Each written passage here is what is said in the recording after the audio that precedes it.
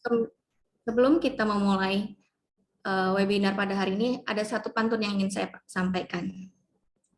Cahaya matahari terang bersinar, hati senang melihat wajah rupawan. Prodi Doktor Ilmu Hukum USU mengadakan webinar. Selamat datang tuan-tuan dan puan-puan. USU? Kampus USU itu? Webinar kali ini akan membahas mengenai teori hukum Pancasila. Keren Ibu Leslie itunya ya, pantunnya keren. Perkenankan, saya Leslie Safira SHMH selaku MC sekaligus moderator yang akan memandu diskusi kita pada sore hari ini. Baik, saya akan membacakan tata tertib dan susunan acara pada hari ini. Yang pertama adalah menyanyikan lagu Indonesia Raya, kemudian kata sambutan dari Dekan Fakultas Hukum USU dan Ketua Program Studi Doktor Ilmu Hukum USU, pemaparan materi oleh para narasumber, kemudian ada foto bersama dan ada kata penutup dari Sekretaris Program Studi Doktor Ilmu Hukum, Dr. Tengku Kezerina, Devi SHCNM. Tata tertib kepada para peserta webinar pada hari ini. Para peserta diharapkan menggunakan virtual background yang telah disediakan oleh panitia dan memastikan suara dalam keadaan mati atau mute. Para peserta diharapkan agar dapat menyalakan layar. Panitia akan memberikan kesempatan bertanya pada akhir acara melalui chat box ataupun bertanya secara langsung setelah selesai pemaparan materi oleh narasumber. Baik, kita akan memasuki acara selanjutnya, yaitu mendengarkan lagu Indonesia Raya. Kepada operator, saya persilahkan. Dan kepada para peserta, saya harapkan partisipasinya.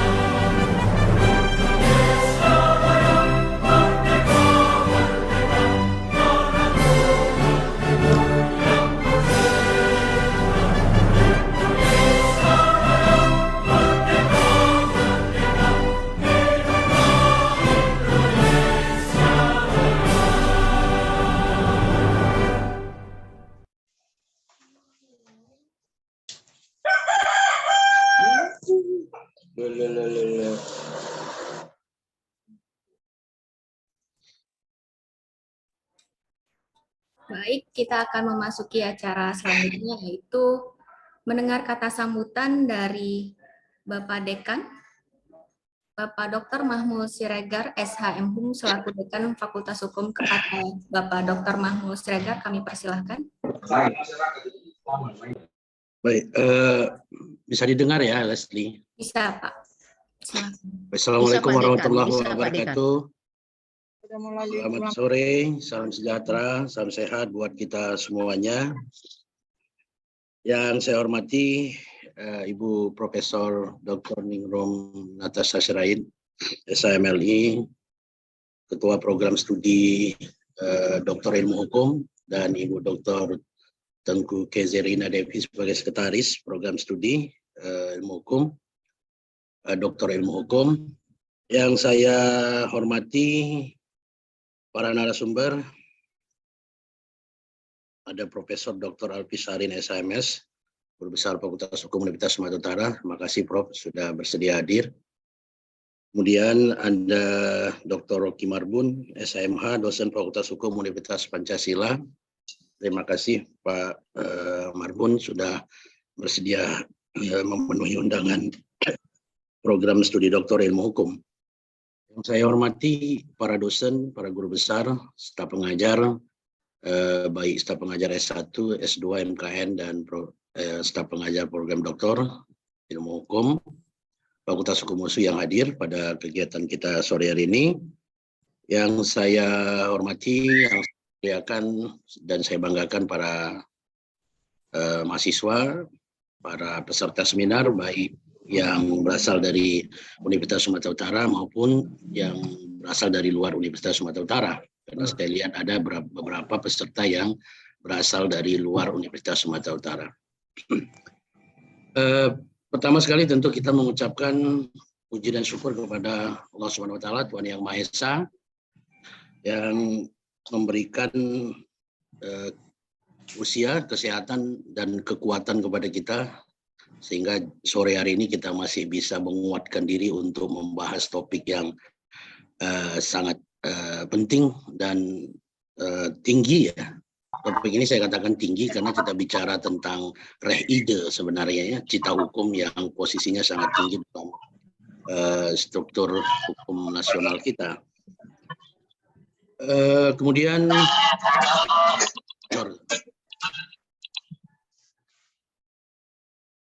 Kenapa working? bocor. Selanjutnya terima kasih kepada Prof. Ningrum, Dr. Devi, dan semua panitia yang sudah terlibat dalam mengupayakan sehingga kegiatan sore hari ini bisa berjalan dengan baik dan mudah-mudahan bermanfaat bagi kita semuanya.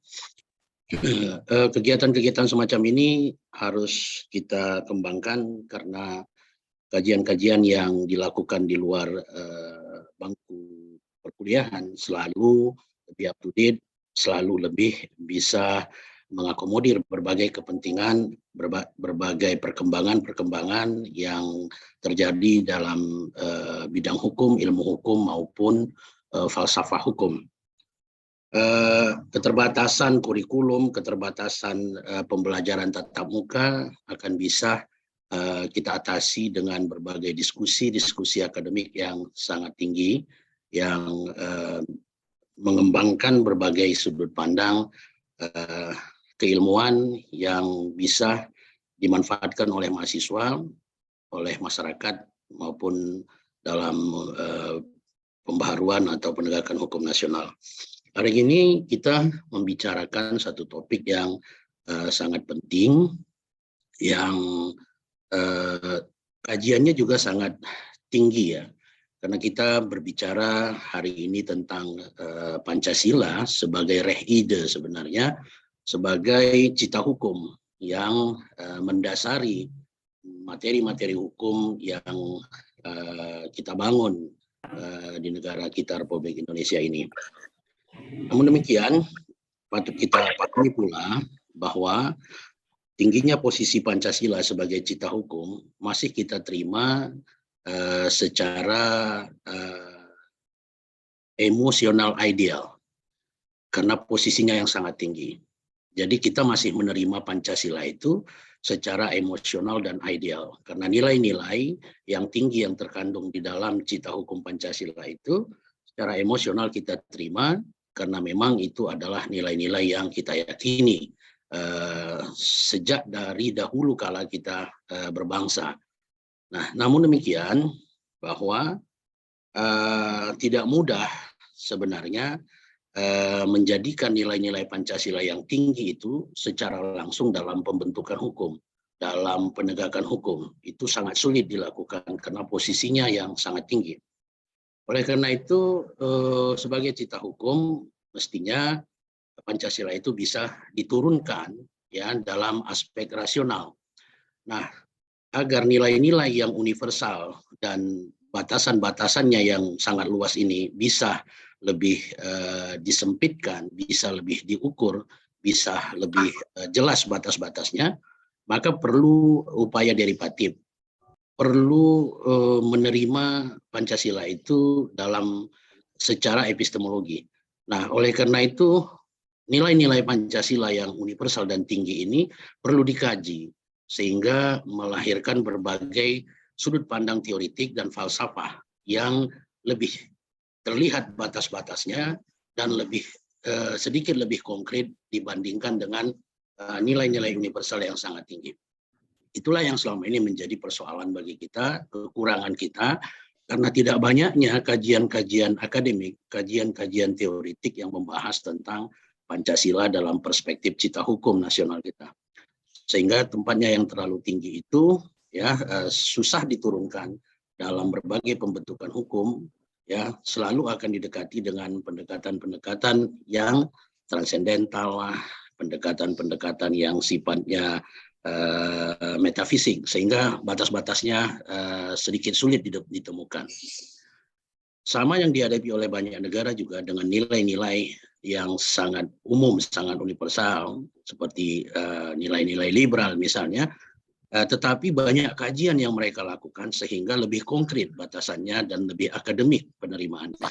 Nah, oleh karena itu kita berharap kajian-kajian yang sangat akademik, kajian-kajian keilmuan tentang nilai-nilai Pancasila ini terus berkembang sehingga nilai-nilai yang tinggi tadi bisa kita derivasi kepada teori-teori dan falsafah yang lebih saintifik, lebih akademik, sehingga kita lebih mudah mengabsorb nilai-nilai Pancasila itu ke dalam pembentukan hukum nasional dan penegakan hukum nasional.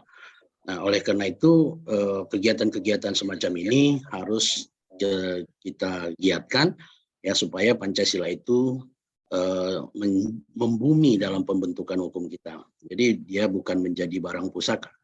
Kalau Pancasila kita jadikan barang pusaka, maka sekali-sekalilah kita lihat dia. Namanya barang pusaka itu kan biasanya sekali-sekali aja kita lihat. Malam satu suro kita mandikan. Ya. Tapi setelah itu kita lupa dengan dia. Dan kita hanya tahu Pancasila pada tanggal 1 Juni karena kita disuruh upacara. Setelah itu kita tidak tahu lagi ada Pancasila. Ya. Nah, oleh karena itu kita harus bisa menurunkan, menderivasi nilai-nilai yang tinggi tadi ke dalam sudut pandang teoritik, sudut pandang falsafah yang lebih lebih teoritik, lebih akademik, sehingga kita bisa menerimanya dengan rasional, tidak sekedar menerimanya sebagai secara emosional ideal. Saya kira karena peserta di mahasiswa S3 dan S2 nggak salah lah kita dan hal-hal semacam itu. Tidak bisa kita elakkan karena topik diskusi kita hari ini sangat tinggi. Menurunkan sebuah value yang sangat tinggi menjadi teori. Tentu itu tidak mudah. Apalagi kalau dibahas sore hari tanpa kopi dan tanpa gorengan, itu akan membuat sakit kepala. Oleh karena itu nanti akan kita dengar dan kita berharap kajian-kajian semacam ini bisa terus berkembang karena kita butuh kajian-kajian supaya Pancasila itu bisa kita bumikan dalam semua sudut pandang, ya, dalam semua area pembangunan hukum nasional kita. Kita berharap ada dua narasumber kita yang kompeten yang akan membicarakan persoalan ini, membicarakan dan memberikan tambahan ilmu pengetahuan kepada kita semua. Itu terima kasih kepada semua pihak, kepada pengelola program studi doktor, kepada panitia dan seluruh peserta. Apresiasi kami atas kegiatan ini. Semoga kegiatan ini bermanfaat, menambah ilmu pengetahuan, reputasi program studi doktor ilmu hukum, dan menjadi ibadah lah bagi kita semuanya. Billahi taufiq wal hidayah. Assalamualaikum warahmatullahi wabarakatuh. Webinar tentang teori hukum Pancasila dengan ini kita mulai. Mudah-mudahan sukses dan bermanfaat. Selamat sore. Selamat sore, terima kasih Bapak Dekan. Waalaikumsalam warahmatullahi wabarakatuh. Ya, besar harapan dari Bapak Dekan agar Pancasila ini tidak hanya menjadi res ide bagi negara Indonesia, tetapi juga bisa melalui webinar ini salah satunya bisa diderivasi dan sehingga bisa diinterpretasikan dalam hukum nasional yang akan diaplikasikan oleh para mahasiswa dan yang hari ini hadir, pada sore hari ini hadir. Semoga nanti setelah pemaparan oleh para narasumber dapat lebih memahami Pancasila tidak hanya sebagai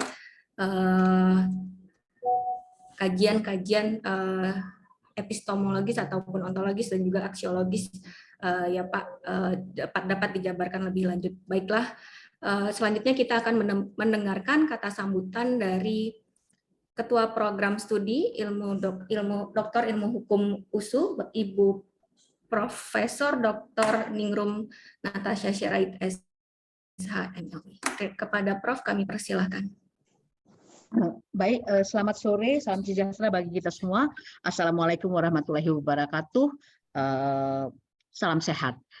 Terima kasih Bapak Ibu yang telah berkenan hadir di acara webinar ini. Pertama sekali izinkan kami menyampaikan terima kasih kami kepada Bapak Dekan yang telah memberi kuliah pemanasan kepada kita tentang apa itu Rex ID, teori hukum Pancasila dan lain-lain. Tapi terutama sekali terima kasih juga Prof. Alfi di sela-sela sore yang kita suka ngobrol dan dikirimkan Prof. Alfi kopi Betty yang kita gemarin karena gratis ya Prof ya. Dan kemudian ide ini muncul. Tadi Pak Dekan tuh benar ya, kita harus ngobrol dengan kopi dan sambil makan cemilan, dan kemudian hebat sekali ide ini meluncur begitu saja. Ya, jadi terima kasih Prof. Alfi, terima kasih juga Pak Rocky Marbun, terima kasih banyak sudah bersedia membagi pengetahuannya dan ilmunya dengan kami semua. Perlu saya tambahkan bahwa Prodi S3 Ilmu Hukum mencanangkan adanya beberapa webinar. Ini adalah yang ketiga kalinya. Kemarin kita dengan Ibu Win dari Belanda membahas tentang life sentences ataupun hukuman mati, ya, dan itu sangat menarik sekali bagi orang pidana. Nah, yang ini Pak Dekan, Prof. Alfi dan Pak Rocky, kami tambahkan kenapa S3 Ilmu Hukum sangat kepingin sekali ya membahas ini, karena setiap kali ada usulan proposal disertasi, pasti ketika ada pembicaraan tentang teori hukum apa yang digunakan di dalam usulan proposal penelitian, ya, kita akan dikembalikan kepada teori-teori lama yang sudah kita kenal dari semenjak saya S1 dulu, barangkali Prof. Alfi ya. Kita sangat tidak asing dengan Weber, dengan Hans Kelsen, raminya setengah mati lah dengan Aristoteles mengenal apa, dan dengan perkembangan zaman, di zaman saya sekolah, mulailah kita dipompakan dengan beberapa hukum ekonomi seperti Posner dan lain-lain. Di tahun yang lalu ya, tiba-tiba kita dikenalkan dengan pemenang Nobel itu Pak Amartya Sen. Wah, semua anak S3 pada heboh.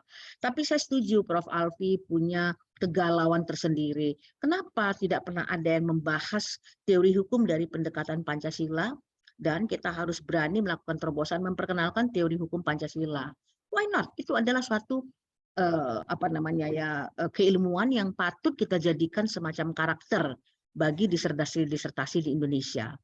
Sayangnya untuk menjadikan satu teori itu harus melewati pergumulan, lewat pengasahan, lewat perdebatan, lewat kritik, ya, lewat publikasi, ya, dan itu tentu tidak bisa disulap ya Prof. Alfi ya, enggak. Oh, saya mengajukan usul ini tiba-tiba kita munculkan. Nah, saya senang dengan keilmuan kita saling mengasah, sehingga lewat acara sore ini kita akan mendengarkan apa sih itu yang diusulkan, dan silahkan Bapak Ibu nanti kalau dibilang berdiskusi halus banget ya, kita berdebat supaya mempertajam dan memperkuat. Dan di semester depan kalau ada mahasiswa S3 kita yang mengatakan saya akan menerapkan teori hukum Pancasila, itu benar-benar kita pertanggungjawabkan.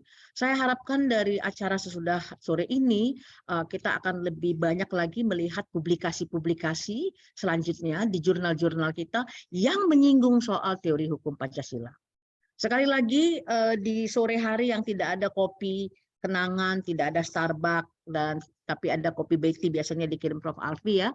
Kita semangat dan mudah-mudahan akan ada webinar satu lagi nanti di Desember. Kami lagi menunggu konfirmasi dari Pak Duta Besar Bapak Tudung Mulya Lubis yang akan meluncurkan buku tentang anti korupsi. dan akan dirilis saya rasa Desember. Mudah-mudahan kita diberi kesempatan pertama ya yang untuk menjadi launching buku itu. Terima kasih Bapak Ibu. Mari kita nikmati suguhan-suguhan diskusi akademik dari Prof. Alfi dan Pak Roke Marbun. Terima kasih, selamat sore. Terima kasih banyak Prof. Ningrum atas kata sambutannya. Jadi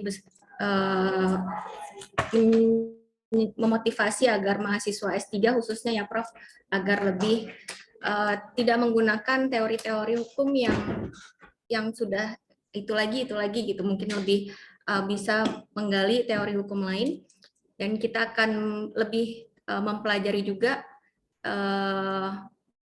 teori hukum Pancasila ini sore ini bersama para narasumber. Jadi kita masuk kepada acara inti saja. Untuk mohon maaf kepada para peserta, untuk pertanyaan kita akan membuka sesi pertanyaan di tahap terakhir setelah pemaparan dari narasumber selesai.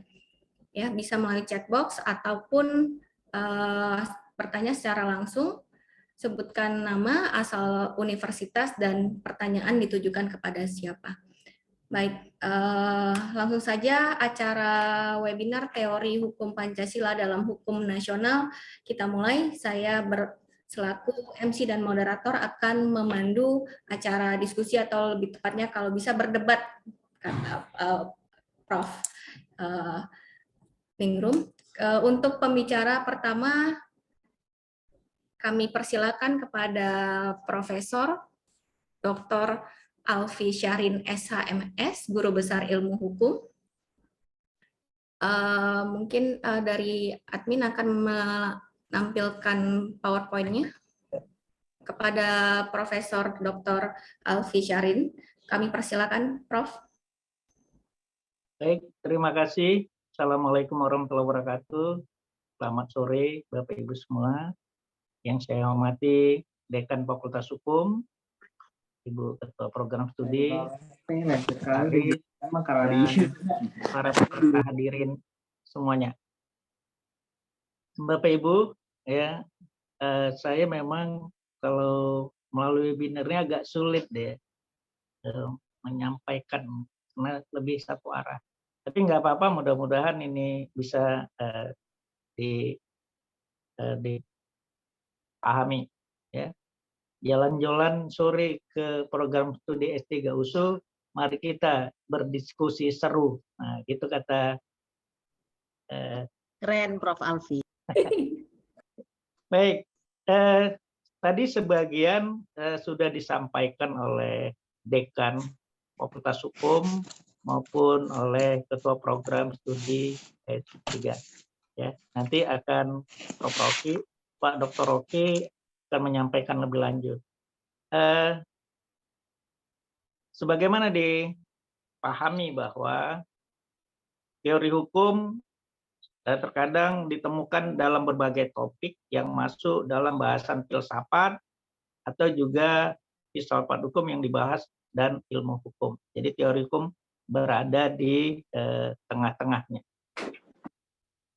Kemudian teori hukum ini menganalisis dari berbagai pengertian hubungan antara hukum dan logika, filsafat dari hukum, suatu ajaran metode. Ya. Ini siapa yang akan mengapakan? Apakah saya, Bapak Ibu? Mulai dari Prof. Oh ya, baik. Terus itu saya aja ya.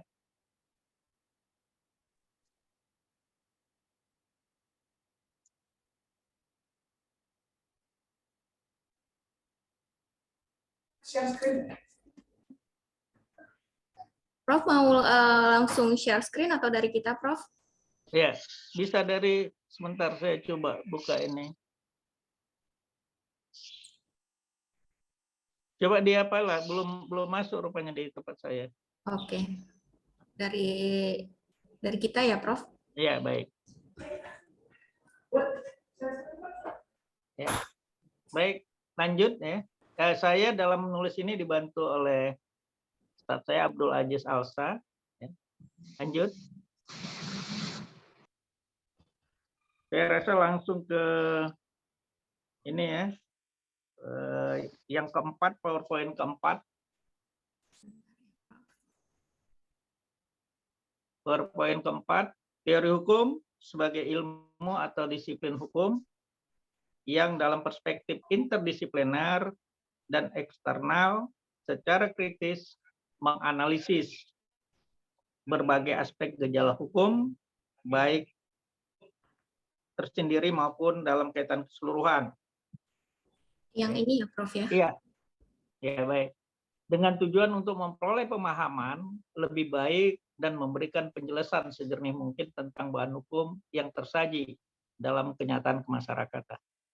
Teori ilmu hukum ini sebagai studi mengenai ciri esensial dari sistem hukum dengan metode interdisipliner, mengkaji fenomena hukum baik aspek teoritis maupun praktis, dengan tujuan dapat menjelaskan dan menguasai secara jelas baik tentang gejala umum hukum positif. Untuk itu, dalam membangun suatu teori hukum dipersyaratkan rumusan konsep atau pengertian yang jelas, bangunan yang konsisten, penataan sederhana, formulasi dari rumusan yang jelas dan cermat. Lanjut. Teori hukum yang bermunculan dengan latar belakang pasif sesuai dengan perkembangannya, kemudian diapresiasi dalam kehidupan masyarakat dan bernegara. Bukan saja untuk tertib dalam menjalankan pembangunan, tetapi juga untuk pembangunan dan pengembangan hukum itu sendiri. Indonesia sebagai negara hukum sangat berkepentingan terhadap teori-teori hukum agar dapat diaplikasikan dalam upaya pembinaan dan pembentukan atau pengembangan hukum nasional yang tidak tercabut dari nilai-nilai budaya yang hidup dan jiwa bangsa Indonesia. Lanjut. Pembinaan dan pengembangan hukum di Indonesia bertolak dari kenyataan kemasyarakatan dan situasi kultural di Indonesia, serta kebutuhan real masyarakat Indonesia. Kalau kita perhatikan Mokhtar Kusumaatmadja, landasan atau kerangka teoritis bagi pembinaan hukum nasional sebagai teori hukum pembangunan, yang mengakomodasi pandangan tentang hukum dari Eken Erkli, teori Roscoe dengan filsafat budaya Northrop, dan pendekatan policy oriented oleh Elias McDougall, yang mengolahnya menjadi suatu konsepsi hukum yang memandang hukum sebagai pembaharuan di samping sarana untuk menjamin ketertiban dan kepastian hukum dalam masyarakat. Lanjut. Teorisasi hukum Indonesia seyogianya mampu memberikan gambar hukum Indonesia yang sesungguhnya, mampu mengembangkan konsep hukum Indonesia berdasarkan berbagai data atau muatan Indonesia sendiri.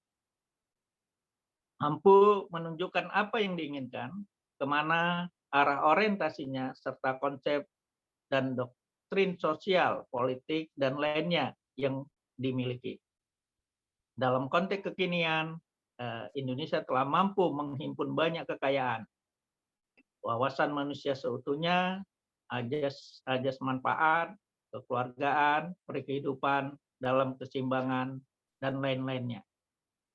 Ilmu hukum Indonesia seharusnya mampu membangun teori hukum Indonesia sebagai konfigurasi dari apa, bagaimana, dan kemana tujuan hukum Indonesia itu. Lanjut. Setiap masyarakat memiliki cita hukum. Apa yang masyarakat harapkan dari hukum, konstruksi pikiran yang merupakan keharusan untuk mengarah hukum pada cita-cita yang diinginkan masyarakat. Hukum itu normatif karena kehendak juridis, karena kehendak juridis itulah secara filosofi tiada lain cita hukum dari masyarakat yang hendak diaturnya. Ya. Cita hukum berfungsi sebagai tolak ukur yang bersifat regulatif dan konstruktif. Tanpa cita hukum, hukum akan kehilangan maknanya. Lanjut. Ya. Negara Indonesia memiliki cita hukum Pancasila sekaligus sebagai fundamental negara. Maka hendaknya peraturan yang dibuat diwarnai dan dialiri nilai-nilai yang terkandung di dalam Pancasila. Kalau kita lihat teori konsep ini, hukum merupakan jiwa masyarakat atau hukum merupakan cerminan dari polges, yaitu watak atau karakter suatu bangsa. Hukum yang sesuai dengan jiwa rakyat di Indonesia dapat diaplikasikan dalam setiap hukum, dalam perundang-undangan maupun hukum adat. Lanjut. Kalau kita perhatikan teori Hans Kelsen, menurut ilmu hukum itu normatif karena Grunom, dimasukkan Grunom di Indonesia adalah apakah Undang-Undang Dasar ataukah Pancasila, ini masih dalam perdebatan, tetapi dalam pembuatan peraturan perundang-undangan ada diatur berkaitan dengan tata perurutan perundang-undangan dan Undang-Undang Nomor 12 tahun 2011 juga mencantumkan Undang-Undang Dasar, yang mana dalam Undang-Undang Dasar ada tercantum Pancasila. Kemudian teori hukum Jeremy, ya, hukum itu penyokong kebahagiaan, sangat relevan diadopsi di Indonesia. Setiap hukum yang dibuat maupun yang akan diterapkan senantiasa dapat memberikan kemanfaatan, yaitu untuk kebahagiaan dan kesejahteraan masyarakat. Tipe negara kesejahteraan bagi Indonesia secara implisit termaktub dalam pembukaan Undang-Undang Dasar 1945. Walaupun masih perlu diperdebatkan misalnya teori Kelsen ya, dan seterusnya. Situasi demikian ya,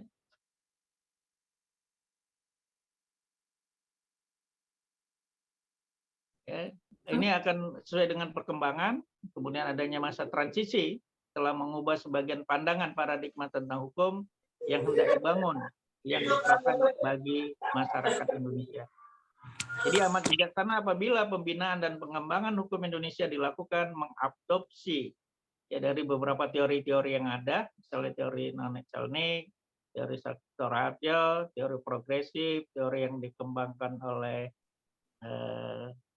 Romli Atmasatmista, bahkan Ibu Ida menyatakan teori hukum Pancasila merupakan konvergensi dari teori-teori yang dikembangkan oleh Mukhtar Kusumaatmadja, yang dikembangkan Saktoraharjo, dan yang dikembangkan oleh Romli Atmasatmista yang disebut dengan teori integratifnya. Lanjut. Ya. Lanjut. Ya, jadi teori hukum itu untuk manusia, kemudian hukum untuk manusia, melayani manusia, karakter hukum adalah partisipatif terbuka, dan sesuai dengan cita hukum Pancasila, ini dapat kita lihat di dalam pembukaan Undang-Undang Dasar 1945. Ya, lanjut. Lanjut ya, tadi nanti bisa dibaca. Jadi secara filosofis, Pancasila sebagai suatu kesatuan sistem filsafat yang memiliki dasar ontologis, yaitu apa hakikat dari realitas yang disebut hukum, kemudian epistemologisnya, dan aksiologisnya. Lanjut. Secara ontologis, dari ontologisnya, hukum tidak dapat dipisahkan dari nilai religius, nilai kodrat manusia, nilai persatuan dan kebinekaan Indonesia, nilai demokrasi, nilai keadilan dalam hubungannya dengan masyarakat dan bangsa Indonesia. Manusia yang memiliki hakikat mutlak monopluralis yang memiliki unsur susunan kodrat jasmani dan rohani, sifat kodrat individu, sosial, dan kedudukan kodrat sebagai pribadi yang berdiri sendiri.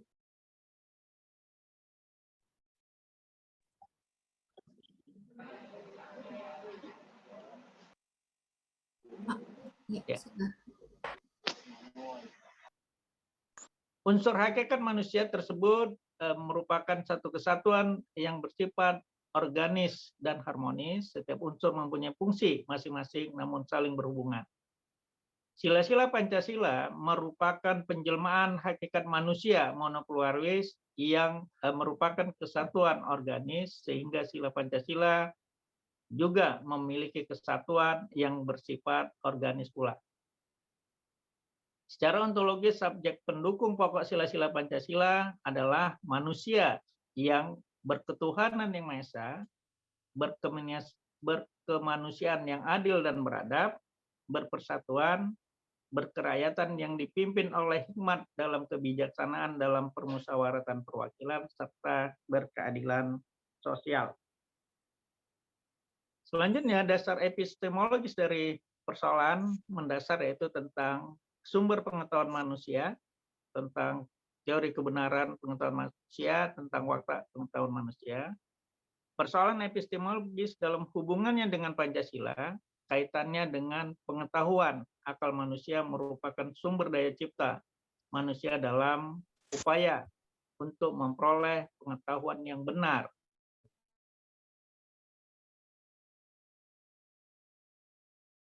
Terdapat tingkat reseptif, kritis, dan kreatif. Daya dan potensi untuk meresap atau mentransformasikan pengetahuan terdapat dalam tingkatan demonstrasi, imajinasi, asosiasi, analogi, refleksi, intuisi, inspirasi, dan ilham. Kemudian Pancasila mengakui kebenaran rasio yang bersumber pada akal manusia. Manusia memiliki indera, sehingga dalam proses resepsi indera merupakan alat untuk dapatkan kebenaran pengetahuan yang bersifat empiris. Pancasila juga mengakui kebenaran empiris, terutama pengetahuan manusia yang bersifat positif. Pancasila juga mengakui kebenaran yang bersumber pada pengetahuan yang bersifat intuitif. Selanjutnya, terkait dengan kedudukan manusia menurut Kodrat, makhluk manusia itu merupakan makhluk Tuhan yang Maha Esa, sila pertama. Epistemologis Pancasila yang mengakui kebenaran wahyu, kebenaran propetik yang bersifat mutlak sebagai tingkatan kebenaran yang tertinggi. Kebenaran dalam pengetahuan manusia adalah suatu sintesa yang harmonis antara potensi-potensi kejiwaan manusia, yaitu akal, rasa, dan kehendak manusia untuk mendapatkan kebenaran yang tertinggi, yaitu kebenaran mutlak. Paham epistemologi Pancasila mendasarkan pandangannya bahwa ilmu pengetahuan hakikatnya tidak bebas kodrat manusia. Moralitas religius dalam upaya untuk mendapatkan suatu tingkatan pengetahuan yang mutlak dalam hidup manusia. Lanjut. Kemudian dasar aksiologis, Pancasila menjelaskan bahwa sila-sila sebagai suatu sistem filsafat juga memiliki suatu kesatuan dasar aksiologisnya. Sehingga nilai-nilai yang terkandung dalam Pancasila pada hakikatnya juga merupakan satu kesatuan. Nilai yang terkandung dalam Pancasila termasuk nilai kerohanian yang di dalamnya terkandung nilai-nilai lain secara lengkap dan harmonis, baik nilai material, vital, kebenaran, estetik, etis, dan religius. Nilai-nilai tersebut tersusun secara hierarki.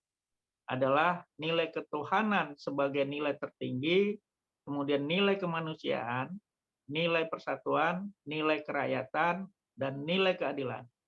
Nilai tersebut meski memiliki tingkat dan luas yang berbeda-beda, namun keseluruhannya merupakan satu kesatuan dan tidak saling bertentangan. Pada pelaksanaan atau realisasinya dalam kehidupan sehari-hari bermasyarakat, berbangsa, dan bernegara, misalnya dalam suatu perundang-undangan, nilai ketuhanan adalah nilai tertinggi, bersifat mutlak. Oleh karenanya, hukum positif perundang-undangan tidak boleh bertentangan dengan nilai ketuhanan. Lanjut. Pancasila sebagai teori dapat dilihat dari dasar ontologis, epistemologis, dan aksiologisnya. Jadi teori hukum Pancasila ini perwujudan dari teori transendental, teori yang didasarkan atas nilai-nilai ketuhanan. Pancasila juga merupakan ilmu propetik. Pancasila sebagai ilmu propetik dan integritalistik dipandu dengan cita-cita etis, propetis, aktivis historis, transendensi, humanis, dan liberalis. demokratisasi. Ya. Lanjut. Ya. Jadi Pancasila dapat dianggap sebagai filsafat sosial, cara pandang negara terhadap gejala-gejala sosial. Dari filsafat sosial tersebut dapat diturunkan menjadi teori sosial. Sila ketuhanan ya, dapat diturunkan menjadi teori sosial pluralisme, positif pluralisme. Selain agama sendiri, ada agama lain yang harus dihormati. Dan masing-masing pemeluk agama harus berpegang teguh pada agamanya. Ya, misalnya kita perhatikan pemberlakuan syariat Islam yang di Aceh harus dilihat dari teori pluralisme. Ini teori sosial pluralisme lahirnya pendekatan berupa toleransi agama. Kemudian sila kemanusiaan yang adil dan beradab. Itu jaminan kebebasan dalam batas-batas keadilan dan keberadaban. Kebebasan seseorang dibatasi oleh kebebasan orang lain. Oleh karenanya perlu diatur dalam peraturan hukum. Sila persatuan Indonesia, misalnya demokrasi kebudayaan atau pluralisme budaya yang berbeda dengan etnosentrisme yang kukuh dengan identitas dan menolak unsur-unsur kebudayaan lain, serta peleburan budaya yang meleburkan komponen ke dalam satu identitas baru. Pluralisme dimaksudkan bahwa masing-masing etnis tetap memegang identitas kelompoknya, tetapi di dalam beberapa hal ada identitas yang sama. Pluralisme yang berarti bahwa semua daerah, tradisi, dan kebudayaan patut dilestarikan dan dikembangkan. Sila kerakyatan yang dipimpin oleh hikmat kebijaksanaan, perwakilan atau kedaulatan rakyat, negara objektif atau negara teknis dan sederhana, yaitu negara sebagai pemelihara, pemegang amanat, bukan pemegang kekuasaan. Kemudian sila keadilan sosial dapat diturunkan menjadi nasionalisme sosiologis yang menyadari bahwa dalam satuan bangsa terdapat lapisan-lapisan yang belum diuntungkan oleh satuan besar tersebut. Keadilan sosial diturunkan sebagai teori sosial, yaitu ekonomi kerakyatan sebagai paradigma baru yang sebelumnya ekonomi Indonesia lebih ke kapitalistik. Lanjut. Ya, teori Pancasila merupakan titik konvergensi yang ditarik dari benang merah teori-teori pembangunan yang dikembangkan oleh Mokhtar Kusuma Atmaja, teori progresif yang dikembangkan oleh Satyipto Raharjo, dan teori integratif oleh Bapak. Kemudian berpijak pada hukum yang hidup dalam masyarakat yang berdasar pada nilai-nilai primordial dari bangsa Indonesia sendiri, yaitu nilai Pancasila sebagai pillar of social life dan sekaligus sebagai polder. Ya, teori hukum Pancasila sebuah teori hukum yang mendasarkan pada nilai-nilai Pancasila sebagai landasan ontologis, epistemologis, bagian astrologisnya, perwujudan dari teori hukum transendental, yaitu teori hukum yang didasarkan pada nilai-nilai ketuhanan. Jadi Pancasila juga merupakan politik yang integralitas dipandu dengan cita-cita etis profesi, aktivitas historis, transendental regularitatif. Ya, lanjut. Jadi ya ini hukum Indonesia, ya lanjut ya. Ini hukum nasional Indonesia, ya, ini hukum positifnya. Ya, ada ius constitutum, kemudian ada 5 lapisan sistem hukum. Lanjut. Ya, untuk membangun atau mewujudkan hukum nasional diperlukan pemikiran yang sistematik, visioner, dan futuristik. Jadi pengembangan hukum harus direncanakan. Kemudian lanjut.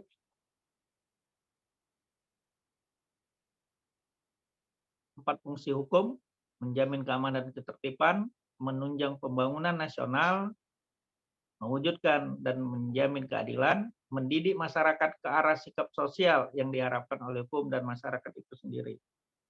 Lanjut.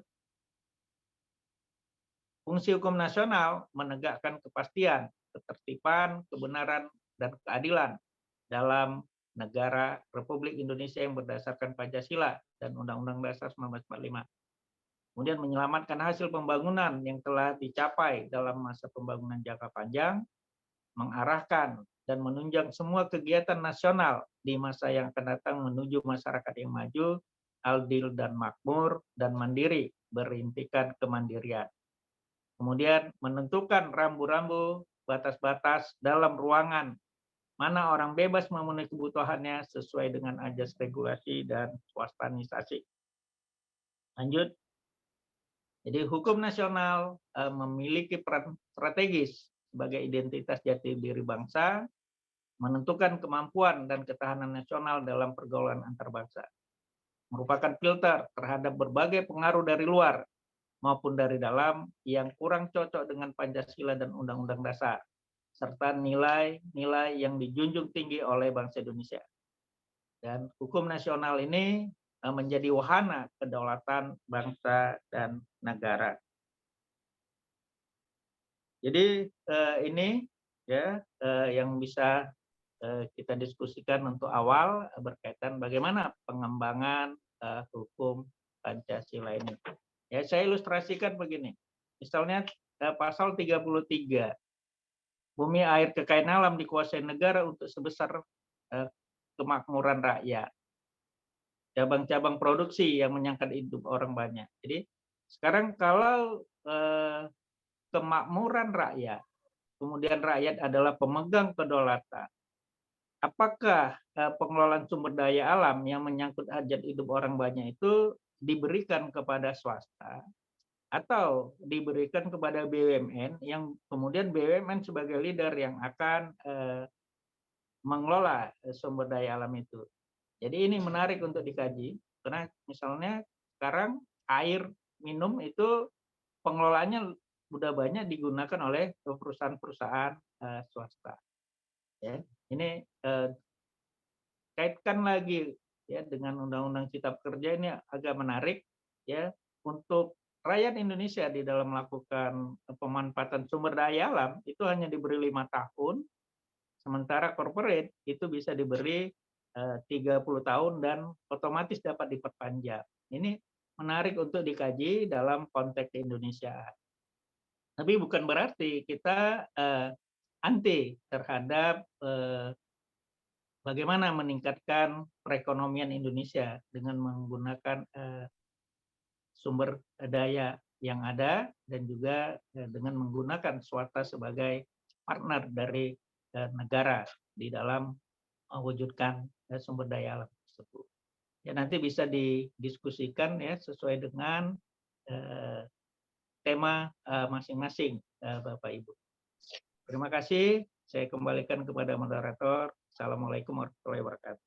Waalaikumsalam warahmatullahi wabarakatuh. Terima kasih kepada Prof. Alfi atas pemaparannya.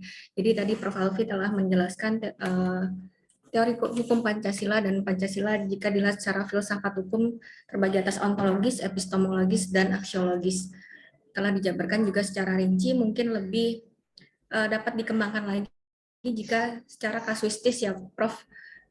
Diterapkan misalnya yang tadi disampaikan bagaimana jika dipandang dari pengelolaan air sesuai dengan pasal 33 apakah dikelola oleh swasta ataupun oleh BUMN. Mungkin nanti ada pertanyaan berkembang boleh disampaikan di chat box ataupun secara langsung. Nah, untuk kita lanjut ke pembicara narasumber yang kedua kepada Bapak Dr. Rocky Marbun. Sudah hadir ya tadi Pak? Hadir, Mbak. Oke, ya. Terima kasih Bapak Dr. Rocky Marbun. Sebelumnya sebentar saya tampilkan. Saya izin untuk share sendiri ya. Oh, baik. Terima kasih. Oke, sebentar saya CV.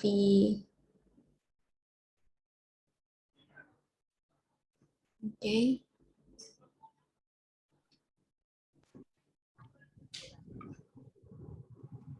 Baik, berikut adalah CV dari Bapak Dr. Rocky Marbun.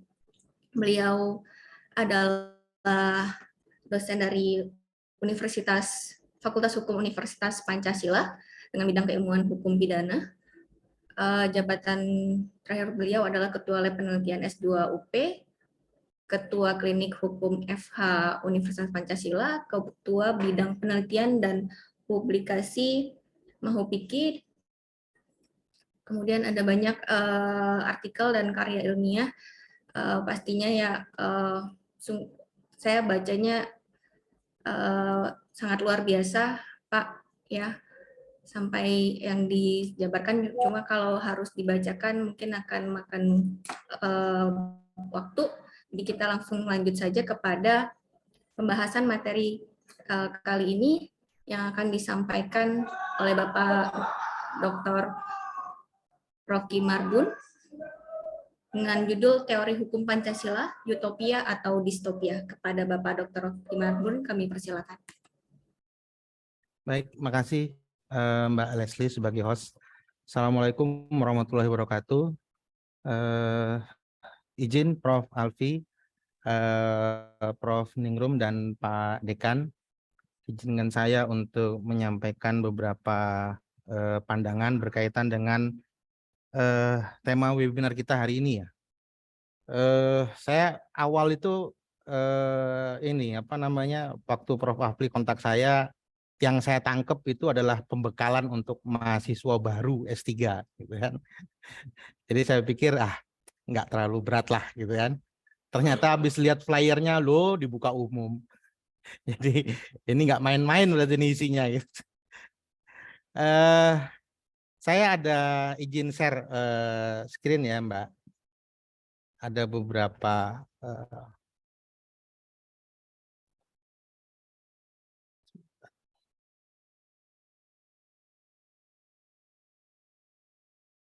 Oke. Nah, teman-teman kalau melihat background ini ya, ini kalau di Canva itu yang biasa main Canva itu template ini template-nya judul template-nya itu horor gitu. Jadi nuansanya itu nuansa menyeramkan gitu. Mungkin agak sedikit berkorelasi dengan apa yang disampaikan oleh Pak Dekan tadi.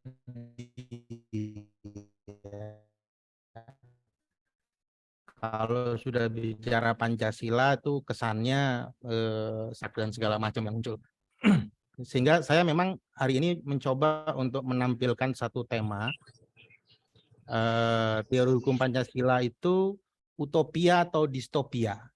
Yang kita harapkan, yang kita impikan, atau memang dia harapan yang mengerikan. Gitu.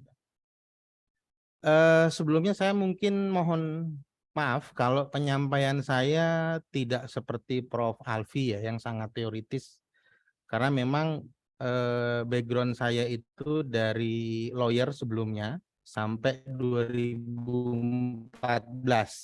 Jadi 2014 ketika saya daftar S3, saya memutuskan untuk berhenti lawyer, ya konsentrasi ke konsentrasi ke keilmuan. Nah, memang dari dunia lawyer semenjak saya lulus S2, saya sudah menyukai bidang tulis-menulis, juga menyukai banyak buku ya, filsafat juga termasuk yang saya baca, dan filsafat Pancasila juga termasuk yang saya baca. Sehingga seluruh administrasi peradilan saya, mulai dari eksepsi sampai pledoi, itu selalu lengkap. Selalu ada filsafatnya, ada teorinya sampai kepada tataran praktis. Jadi ibaratnya kalau hakim mau menjadikan pledoi saya sebagai tesis pun sudah bisa, karena sudah ada filsafatnya di situ, sudah ada teorinya. Dan dulu perkara di Pangkal Pinang itu ada satu pledoi saya, hakimnya minta izin, Pak, saya Oke, bocor. Ya, ada hakim yang minta izin, Pak, pledoinya saya pakai ya buat tesis. Oh, pakai aja yang mulia, pakai aja gitu. Karena memang sudah lengkap dari sisi filsafat sampai ininya. Nah, keheranan saya terhadap Pancasila itu justru dimulai dari ranah praktek. Karena pernah ada satu sesi saya di Pengadilan Belitung, saya mencoba untuk melakukan pembelaan mulai dari paradigma berpikir KUHAP. Ini yang nggak pernah diteliti nih oleh para pengacara ketika membaca undang-undang. Bahkan saya juga sangat meyakini dosen-dosen kita itu ketika mengajarkan undang-undang selalu dimulai dari pasal 1 ke bawah. Konsiderannya nggak pernah dikaji tuntas. Padahal konsideran ini adalah landasan filosofis dari undang-undang itu. Nah, saya sebagai waktu itu ya pola pikir saya sebagai lawyer dan juga sebagai penyuka filsafat, tentunya ketika saya mengajukan pembelaan, maka ini dulu yang saya bahas tuh dalam pembelaan saya. Saya sampaikan ini depan persidangan, yang saya kaitkan dengan cara bagaimana hakim itu dalam melakukan penafsiran dengan teknik filsafat Pancasila misalnya. Dan belum selesai saya ngomong, saya tuh di stop sama hakimnya. Ini bayangkan nih, hakim menyetop saya ngomong untuk menjelaskan metode penafsiran versi Pancasila, gitu ya. Di stop sama hakimnya. Saya mukanya persis kayak gini, muka bingung gitu, ya. Jadi kata hakim itu udah, langsung aja pada tujuannya, nggak usah bertele-tele kemana-mana. Jadi saya melihat ada keterputusan ya sistem pembelajaran kita dengan dunia praktisi. Nah, saya termasuk orang yang tidak mau percaya bahwa teori dan praktek itu berbeda. Saya justru orang yang sangat meyakini bahwa teori harus diterapkan dalam praktek, praktek harus memberikan kontribusi kepada teori. Itu yang saya yakini. Dan itu saya lakukan terus-menerus sampai hari ini. Nah, dari peristiwa ini sebenarnya membawa suatu kegundahan buat saya tentang mengapa orang banyak bingung tentang Pancasila, gitu ya. Selalu muncul dalam benaknya itu kalau bicara Pancasila adalah penolakan. Karena memang ada keterputusan dari kajian-kajian yang bersifat filsafat ilmu dari Pancasila dengan ilmu hukum itu sendiri. Nah, ini yang menjadikan saya mencoba mencari literatur untuk mendiagnosis apa sih menjadi penyebabnya. Nah, ternyata ada ungkapan terutama dari Prof. Almarhum Bernard Arif Sidarta. Dia mengatakan dalam bukunya itu pasca kemerdekaan itu memunculkan satu jurang yang sangat lebar. Beliau mengutip pendapatnya Supomo itu ya.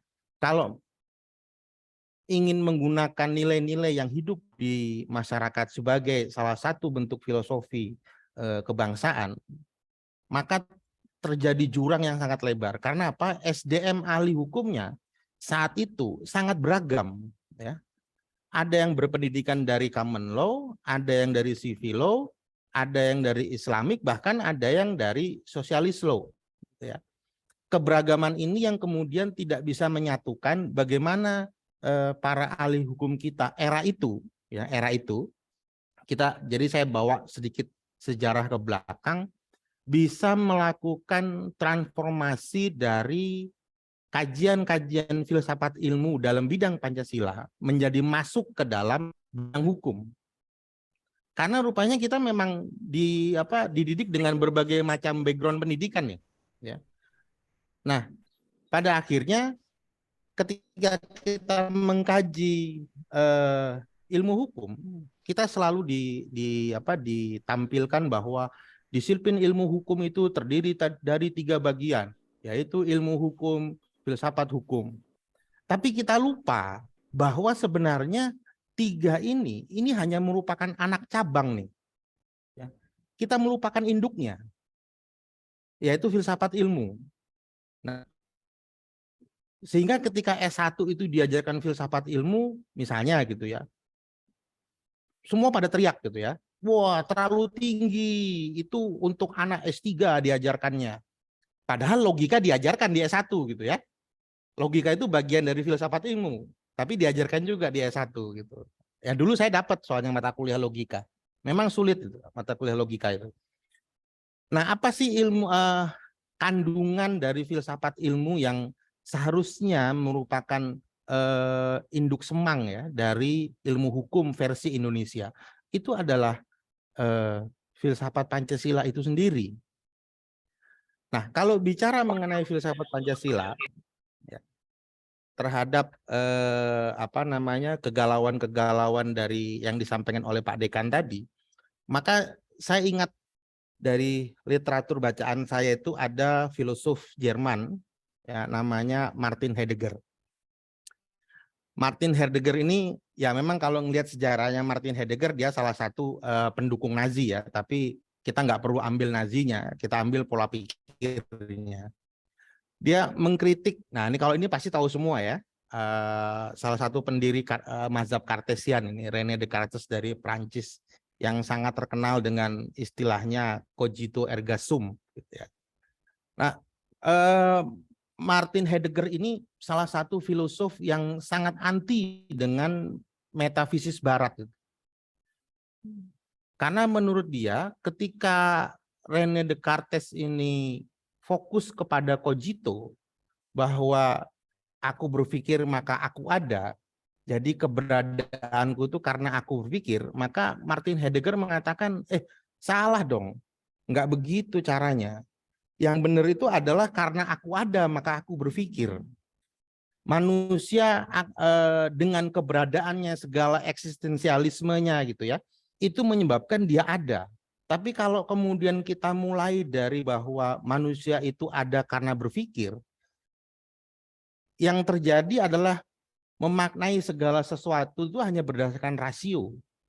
Sedangkan Pancasila nggak seperti itu.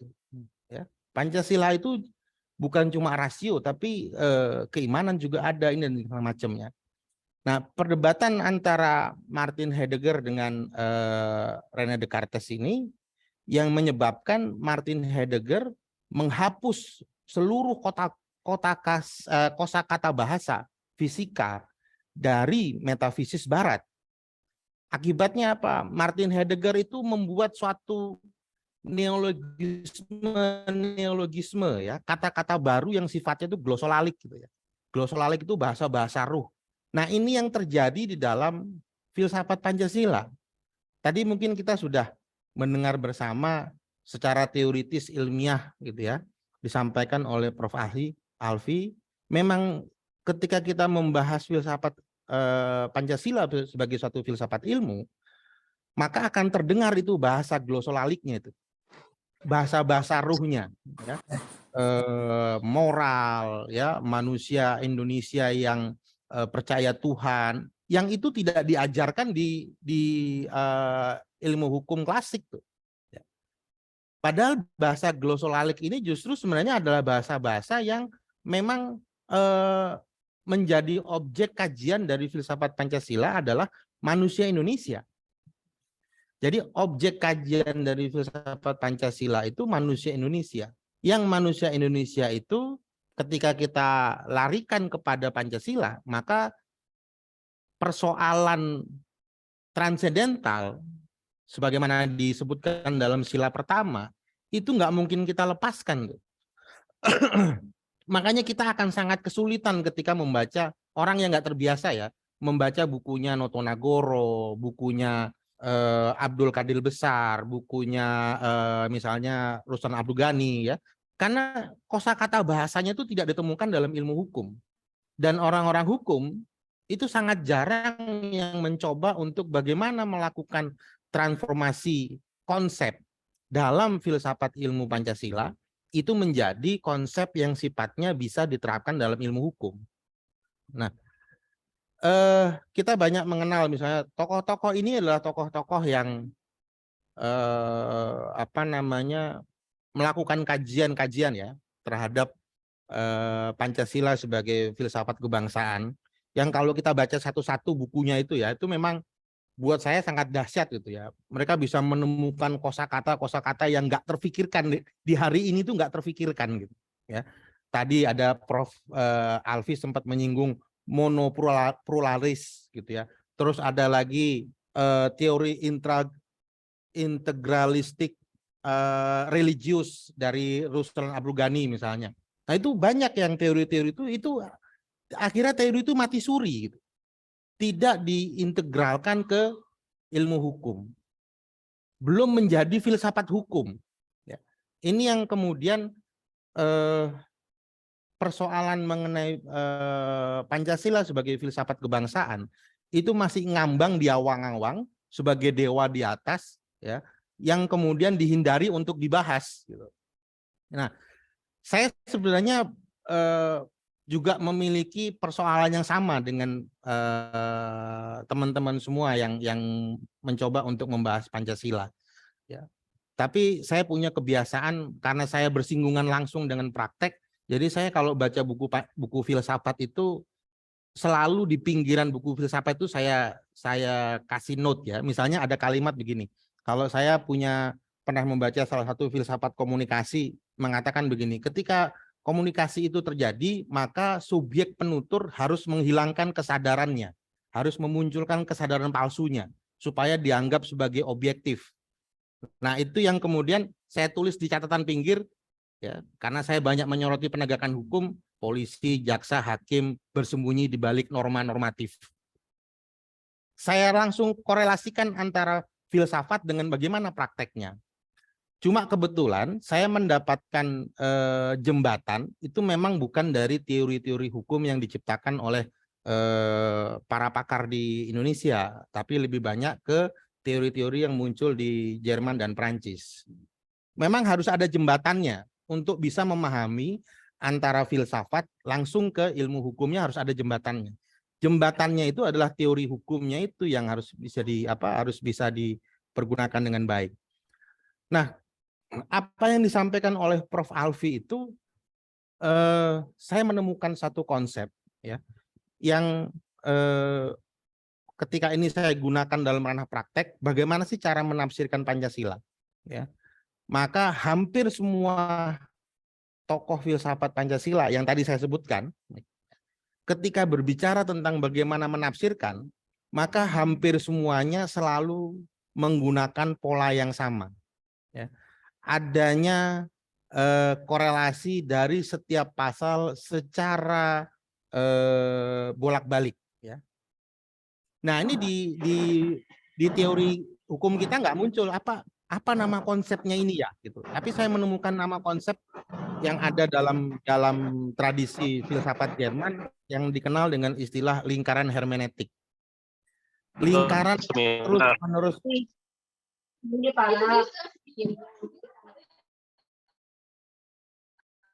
Halo? Ya. Lingkaran yang terus-menerus dimaknai secara bersama-sama tanpa terputus. Lingkaran hermeneutik inilah yang menjadi konsep bagaimana cara menafsirkan Pancasila, yang kemudian nanti juga akan bisa digunakan bagaimana menafsirkan antara pasal dengan subjek hukum yang akan terjerat dengan pasal tertentu misalnya. Ya. Nah, akibatnya karena kita punya kecanggungan ya dalam memahami filsafat Pancasila, ya, maka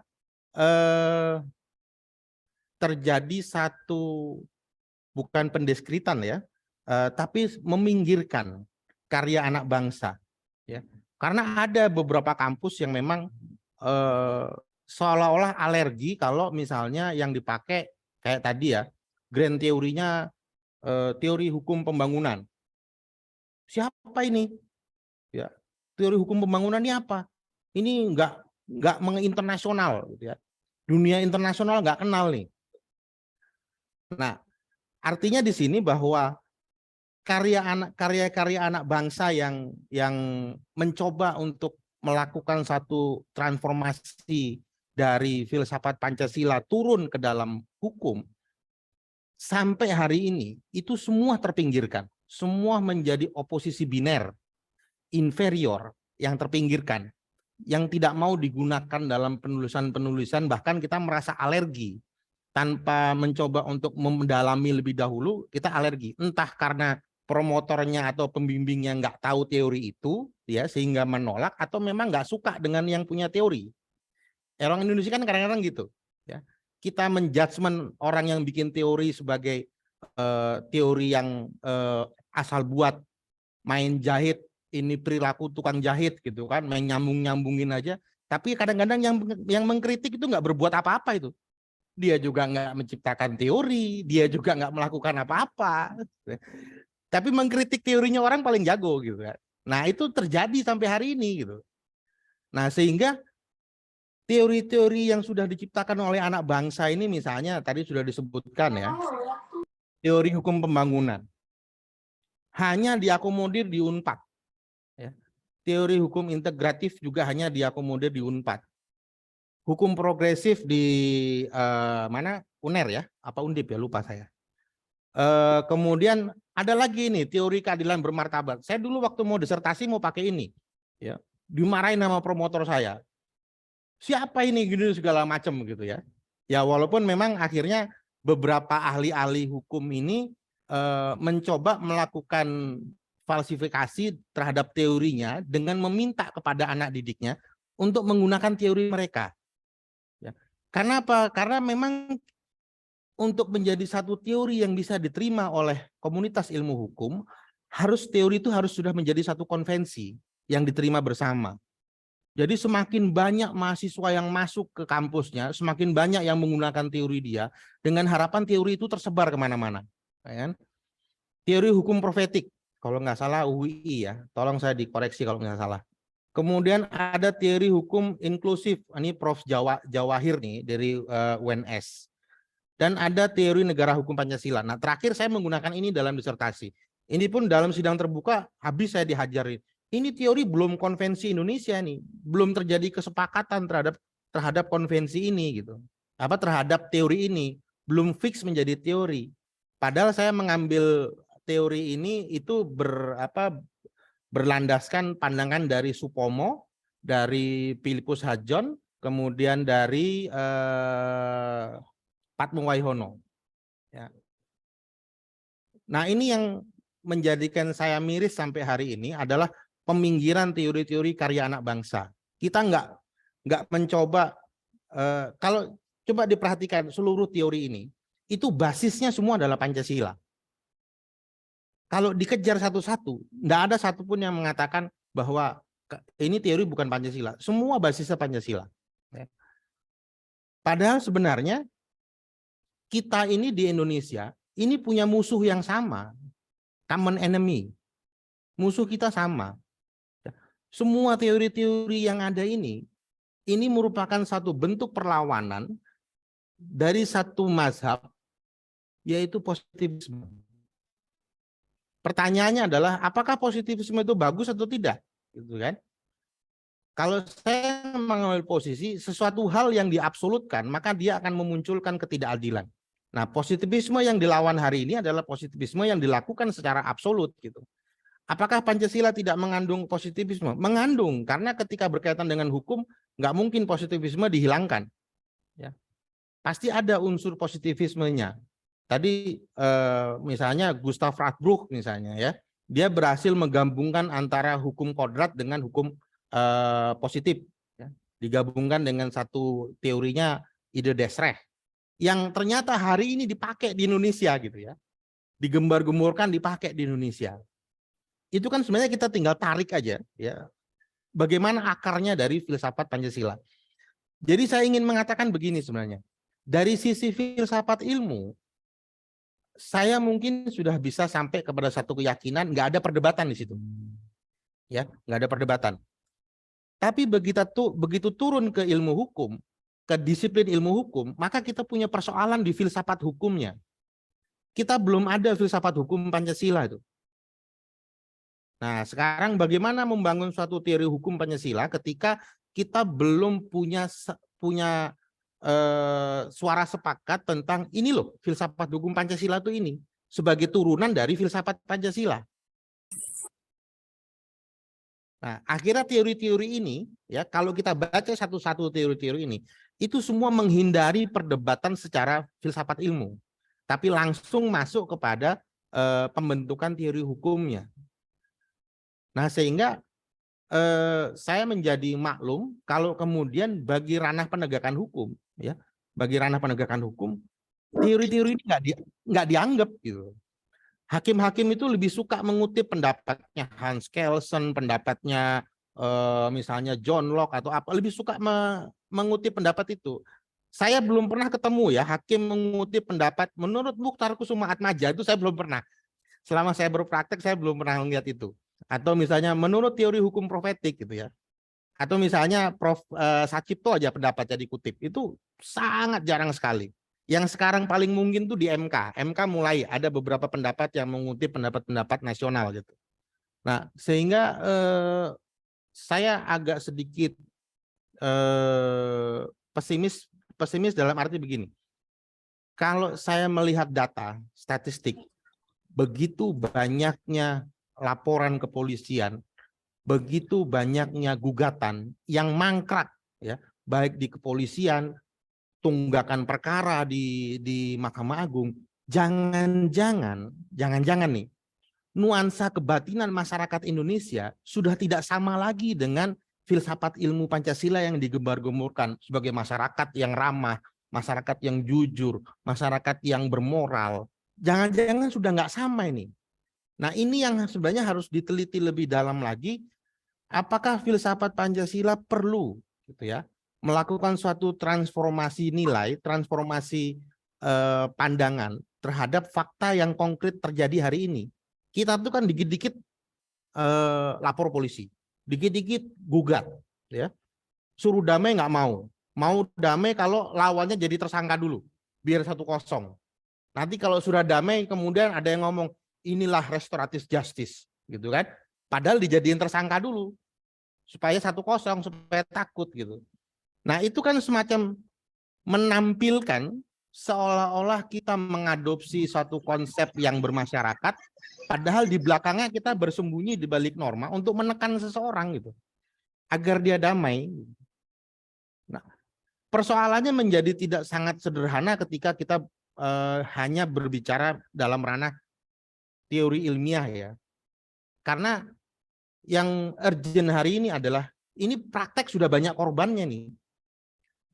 Akibat dari positivisme, praktek itu sudah banyak korbannya. Ada ibu-ibu di Malang misalnya, yang menyebarkan satu gambar di Instagramnya ataupun di Facebook, yang mengatakan hati-hati, Malang banyak penculik anak. Dipampanglah fotonya. Nggak lama ibu-ibu itu nangkap polisi, karena menyebarkan hoax, gitu ya. Padahal di Malang nggak terjadi waktu itu. Kemudian ditanyalah ibu-ibu itu, Anda dapat gambar itu dari mana? Dari kakaknya, ya. Kalau pakai positivisme, memang nggak kena itu. Secara normatif pun nggak kena. Karena kita orang hukum selalu dididik, kita harus bisa patut menduga bahwa informasi itu palsu. Jadi jangan disebarkan. Tapi kita lupa bahwa ibu itu dapat berita dari kakaknya. Artinya apa? Ada sistem kepercayaan di situ. Dan itu masyarakat kita mesti mengakui sistem kepercayaan. Itu pertama. Kedua, kenapa dia menyebarkan? Karena dia punya anak kecil. Dia takut dengan anaknya juga diculik. Ketakutan-ketakutan itu tidak direken oleh positivisme. Kenapa? Hans Kelsen dan segala macam penerusnya positivisme mengatakan hal-hal yang bersifat abstrak, bersifat moral, bersifat transendental, jangan mempengaruhi hukum. Jadi polisi salah nggak? Nggak salah, karena memang normanya seperti itu. Nggak salah, karena memang diajarkannya seperti itu dalam ilmu hukum di kampus-kampus gitu. Nah, bagaimana kita bisa memandang manusia Indonesia sebagai keberadaannya, eksistensinya secara utuh, tidak hanya terbatas pada norma-norma. Dulu ada hakim pernah minta diajarin soal hermeneutik hukum. Saya ajarin waktu itu untuk memutus. Hakim tuh bilang apa? Repot ya jadi hakim, pakai teorinya banyak banget. Saya bilang, oh iya Bu, kalau nggak mau repot jangan jadi hakim. Jadi hakim itu harus siap repot untuk belajar teori ini, supaya nggak ketinggalan zaman gitu. Nah ini akhirnya sampai hari ini saya masih punya ganjelan bahwa kita belum tuntas di ranah filsafat hukumnya. Nah, kemudian saya ambil satu kesimpulan bahwa jangan-jangan teori-teori yang ada ini bukan teori hukum Pancasila, tapi teori hukum berbasis Pancasila. Kita hanya bisa sampai ke situ sekarang.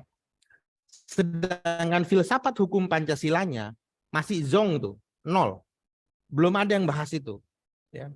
Semua masih sibuk, sibuk menciptakan teori itu satu hal yang menurut saya hal yang perlu dikembangkan, karena saya dulu juga takut untuk membuat konsep baru, tapi sekarang saya sudah nggak mau tahu lagi, saya ciptakan aja konsep baru. Ya. Supaya untuk mendobrak misalnya saya ciptakan konsep trikotomi relasi misalnya, untuk mendobrak penegakan hukum yang sangat positivistik gitu ya. Ya walaupun saya juga nggak akan memaksakan mahasiswa saya, jadi saya terus yang gunakan teori itu. Ya. Saya menggunakan pola-pola yang sama, cuma bedanya kalau yang lain memaksa mahasiswanya untuk menggunakan teori itu bukan hal yang salah juga, cuma agak sedikit nggak ini ya kalau buat saya memaksakan teori ya. Nah ini yang kemudian perlu kita damaikan sebenarnya. Kita punya persoalan di sini. Ya. Saya sempat memberikan usulan pada senior saya, bisa nggak diatur kampus-kampus seluruh Indonesia ini masing-masing mengumpulkan teori-teori yang sudah dibuat oleh para guru besarnya, kemudian saling bertukar teori kepada masing-masing kampus, ya, untuk saling digunakan, untuk saling diuji, untuk saling dilakukan falsifikasi, ya, pengujian teori, sehingga nggak ada itu yang namanya alergi terhadap teori hukum yang berbasis Pancasila. Jadi ini kalau saya melihat kita kayak zaman penjajahan dulu nih, perangnya itu masih gerilya, yang satu bergerak di UNPAD, satu bergerak di UII, satu bergerak di UNS, satu bergerak di Undip, di UNER, sifatnya parsial kayak orang gerilya zaman dulu, gitu ya. Jadi belum tercipta nih Sumpah Pemuda Pancasilanya, belum tercipta. Nah, kapan kita mau menggongkan itu, ya?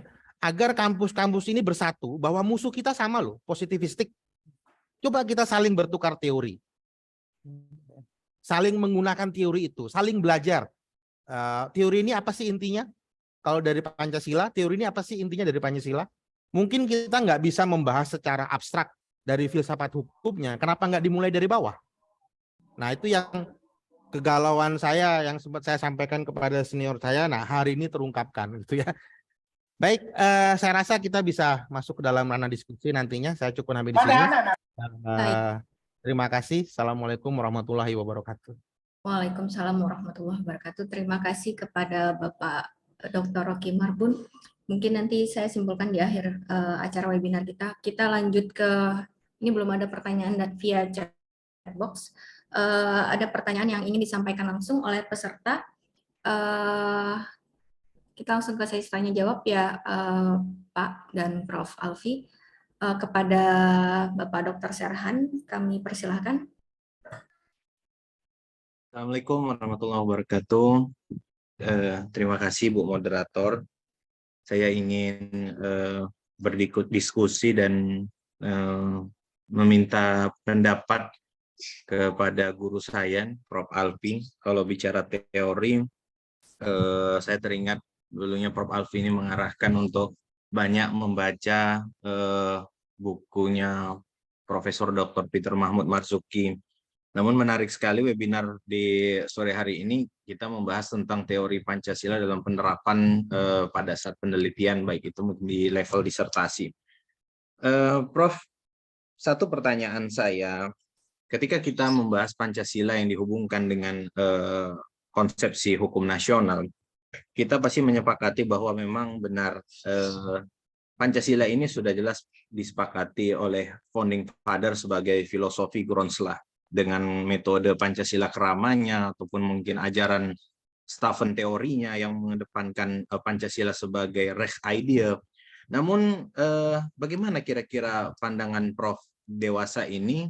Kita melihat bahwa ketika bicara mengenai trias politika, fungsi DPR untuk mengeluarkan ataupun merumuskan undang-undang, dewasa ini kita melihat yang ada undang-undang tersebut setelah dikeluarkan jadi bahan kritisi dan dimasukkan kembali ke Mahkamah Konstitusi sebagai wadah untuk undang-undang tersebut diuji kembali. Kita melihat contohnya di Undang-Undang Cipta Lapangan Kerja, begitu dia keluar ternyata inkonstitusional yang menjadi PR lagi bagi negara. Kemudian sekarang ini kebetulan kemarin baru saja selesai seminarnya, saya mengikuti yang diselenggarakan oleh Ikatan Notaris, narasumbernya Profesor Tan Camilo. Ada Undang-Undang Jaminan Benda Bergerak yang di dalamnya nantinya akan menganulir fidusia, hipotek kapal, resi gudang, dan lain sebagainya yang cacat hukumnya juga kita temukan di sekujur tubuh dari undang-undang tersebut. Kira-kira bagaimana kepastian pembuat undang-undang, karena kan katanya tadi Pancasila kita sepakati sebagai Reich Idea. Kemudian Pancasila ini harusnya melahirkan sesuatu yang ujungnya adalah gemah ripah loh jinawi tata tentrem kertara harja. Tapi yang ada carut marut ketika undang-undang tersebut keluar. Menurut pandangan Prof, apakah kita yang di level akademisi ini hanya nantinya akan berada di ruang-ruang penelitian yang sifatnya jurnal, buku, dan tidak bisa menyentuh level legislatif ataupun eksekutif karena kita tidak berada di dalam itu, Prof? Mungkin itu kepada Prof. Alfi Syarin. Kemudian ke Pak Dr. Rocky Marbun. Tadi menarik sekali presentasi Bapak. Saya pikir ini adalah sebuah kolaborasi antara praktisi dengan akademisi. Namun Pak, menurut pandangan Bapak yang mungkin sudah berkutat di dunia praktisi, saya melihat begini Pak. Ketika kita masuk kepada ranah pengadilan, saya pernah punya pengalaman dulunya sebagai praktisi juga, ketika jaksa menerapkan sebuah KUHP dalam tuntutan ataupun dalam dakwaan jaksa, saya ingin membahas apakah tuntutan yang dilakukan oleh jaksa tersebut itu berada dalam ruang-ruang KUHP-nya Susilo atau malah KUHP-nya Mulyatno. Nah, pada saat itu mungkin karena tergolong masih relatif muda, hakim langsung mengambil alih bahwa kita sudah sepakat dengan Susilo ya, jangan lagi membahas yang lain. Pak, kita kan sama-sama tahu bahwa KUHP itu memang ada tafsirannya Susilo, ada tafsirannya Andi Hamzah. Pak Serhan, saya mohon Pak Serhan supaya to the point aja. Mohon ya Pak, karena masih banyak yang lain mau bertanya juga. Terima kasih Bu Dr. Depi, makasih Bu. Ya, waktunya sudah mepet Pak. Boleh langsung ke pertanyaan Pak? Oke, jadi menurut Bapak, kira-kira kalau memang dalam kondisi penerapan yang saat ini juga mungkin kita bisa bilang taunya dari KUHP yang diterjemahkan di Susilo atau di Mulyatno, tapi nggak jelas nih dalam kondisi yang saat ini berarti negara saat ini tidak memberikan kepastian hukum kepada seluruh rakyat Indonesia yang akan menempuh keadilan. Kira-kira pandangan Pak Dokter bagaimana dalam situasi tersebut? Makasih. Assalamualaikum warahmatullahi wabarakatuh. Boleh langsung dijawab kepada Prof. Alfi lebih dahulu, Prof. Baik, terima kasih Saudara Dr. Syahkan Munte ya. Ini memang menarik pertanyaan ini. Tapi kalau kita perhatikan bahwa anggota DPR itu yang membuat peraturan perundang-undangan. Yang menjadi pertanyaan kita bahwa apakah DPR kita, anggota DPR kita itu adalah orang-orang yang menjadi mewakili rakyat itu adalah orang yang memenuhi sila keempat, yaitu orang yang hikmat, memiliki hikmat kebijaksanaan dalam rangka untuk mencapai apa yang menjadi tujuan negara. Dan jabatan itu yang dipegangnya itu adalah amanah, bukan kekuasaan. Pemegang amanah itu akan mendapatkan kekuasaan, tetapi kekuasaan yang dijalankan dalam rangka untuk kepentingan pemberi amanah. Siapa itu pemberi amanah? Adalah rakyat, karena rakyat sebagai pemegang kedaulatan. Jadi ini memang menarik ya, yang tadi dikemukakan oleh Prof. Rocky bahwa sekarang banyak kita itu bukan sarjana hukum yang benar-benar memahami hukumnya. Saya selalu berdiskusi dengan teman, ya. Kalau hukum memiliki kedudukan yang bersifat sui generis, apakah dia tidak memerlukan sumber bahan hukum lain sehingga pendekatannya bisa bersifat transdisiplin. Ilmu-ilmu lain sebagai ilmu bantu dalam rangka melahirkan sumber bahan hukumnya, tapi bukan sampai kepada sumber hukum atau lagi hukumnya. Jadi pada level sumber bahan hukum.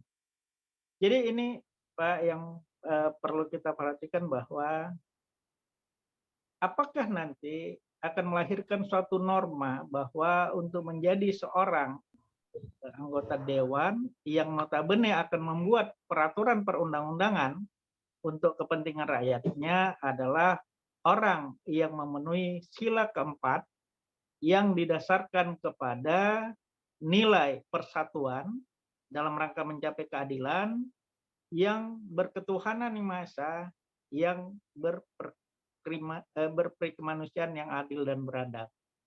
Ya, ini yang perlu diperhatikan. Itu Pak yang dapat saya sampaikan. Ya. Baik, terima kasih Prof. Alfi. Kita lanjut ke pertanyaan kedua kepada Pak Dr. Rocky Marbun. Kami persilakan, Pak. Baik, terima kasih Mbak.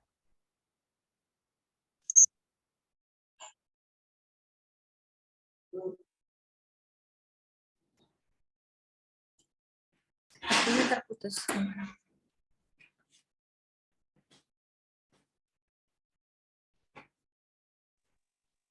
Dalam bahasa Belandanya gitu.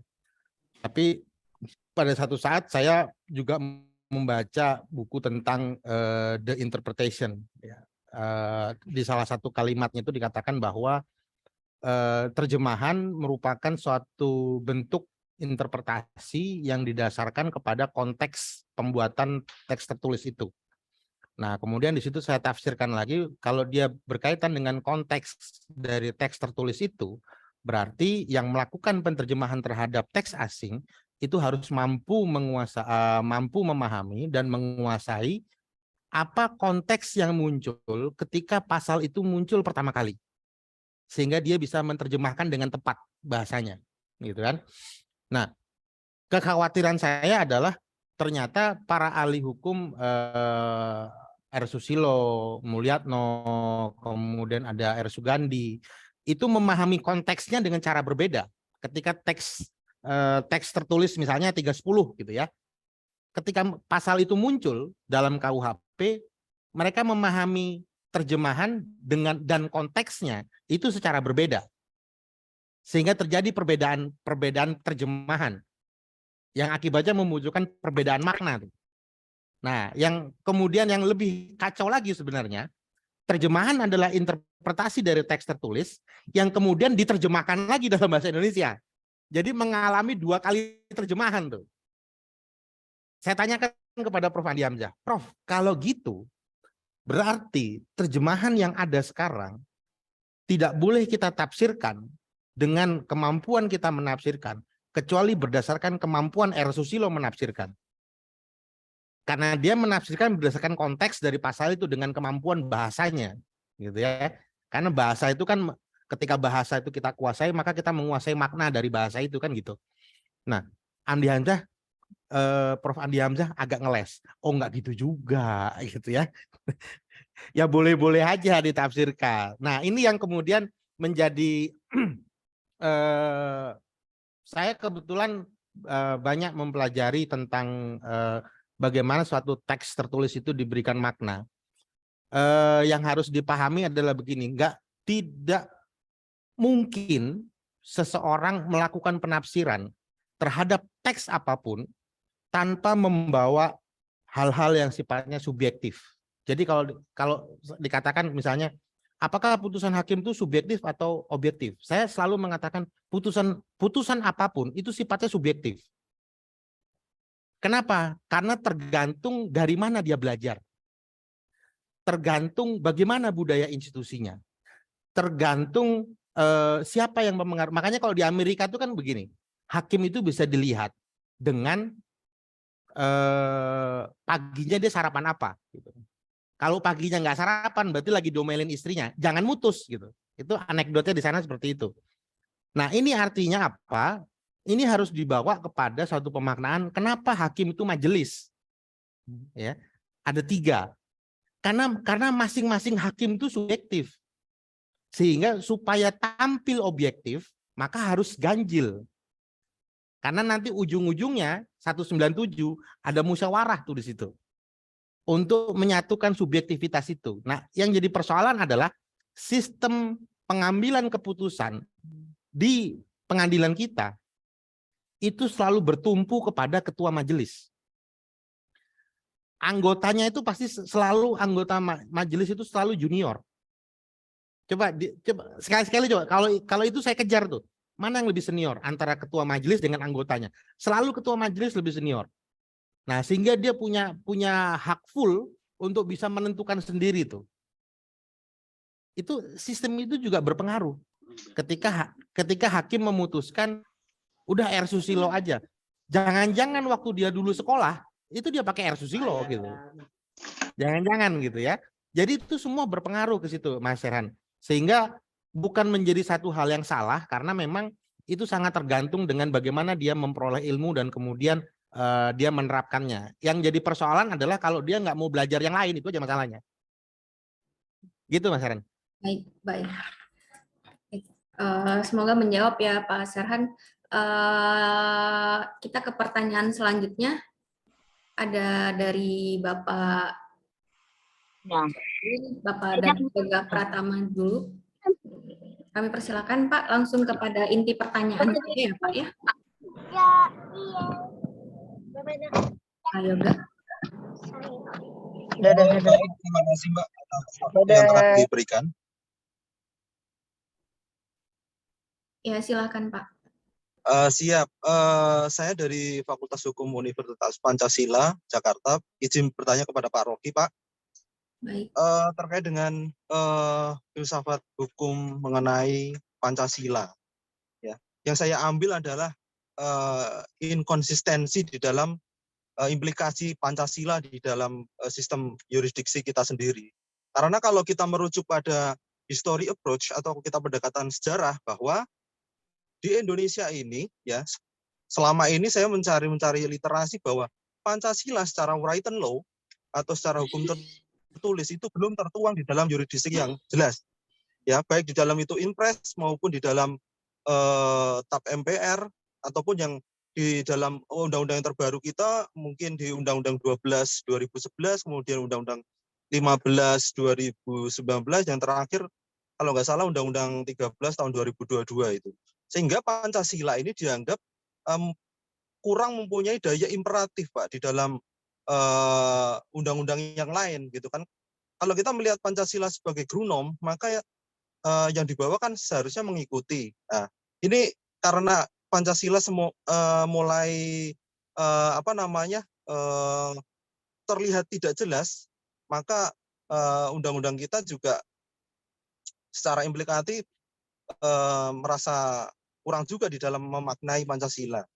Kemudian yang kedua Pak, untuk teori-teori yang Bapak jelaskan tadi, saya potong Pak Yoga.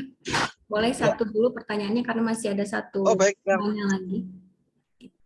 Oh baik, untuk pertanyaan untuk yang saya sajikan yang tadi ya Pak pertama ya. saja Mbak, terima kasih atas waktunya. Terima kasih Pak Yoga.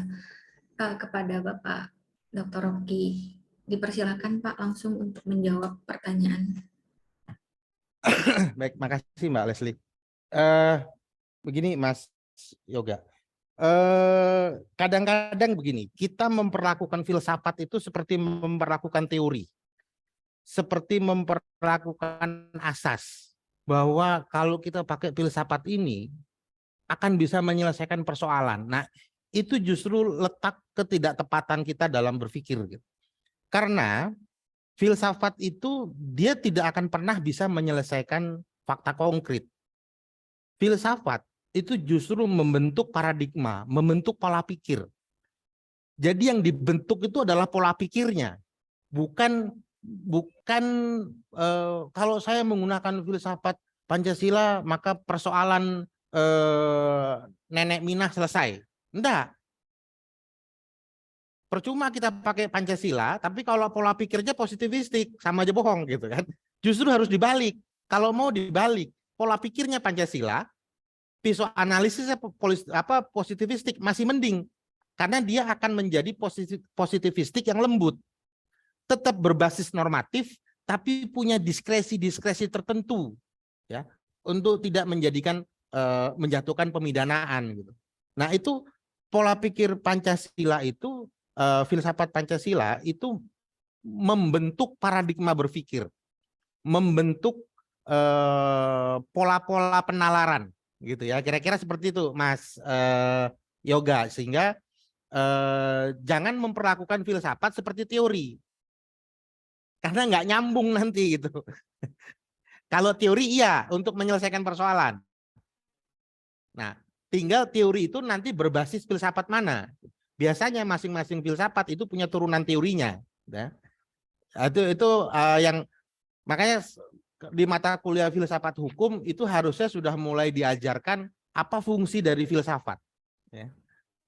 Dia untuk membentuk apa itu dalam diri manusia, dia untuk membentuk apa gitu.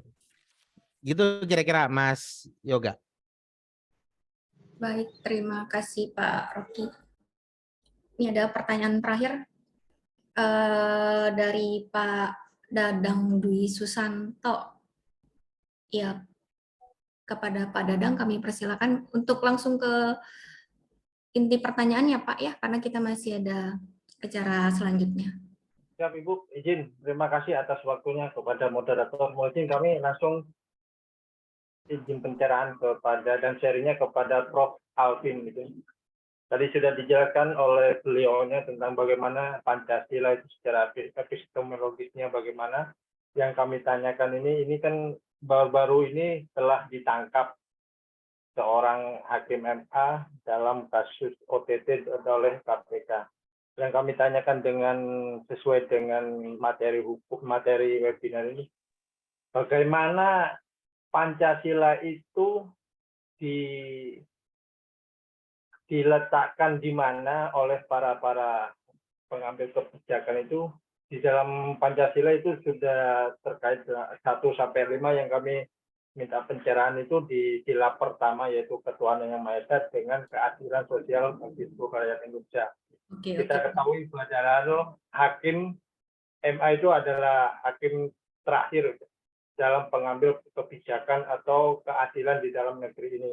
Akan tetapi hakim MA saja bisa dijebol oleh kelakuan yang kami ya sudah kayak hewan, walaupun kami bilang ya sangat tidak moral. Dan akan tetapi ada beberapa hakim juga yang implikasi dari tahanan atau putusan dari hakim tersebut itu sangat miris dilihat dari putusan tersebut. Mohon izin, itu yang kami tanyakan, mohon pencerahan apa yang terjadi mungkin di dalam penegakan hukum di Indonesia. Baik, terima kasih Pak Dadang. Terima kasih Ibu.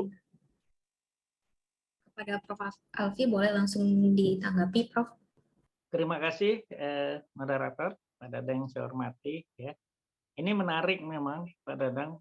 Suatu sisi kita melihat gejala sosial perilaku hakim, tapi di satu sisi kita juga harus melihat bahwa bagaimana seharusnya seorang hakim.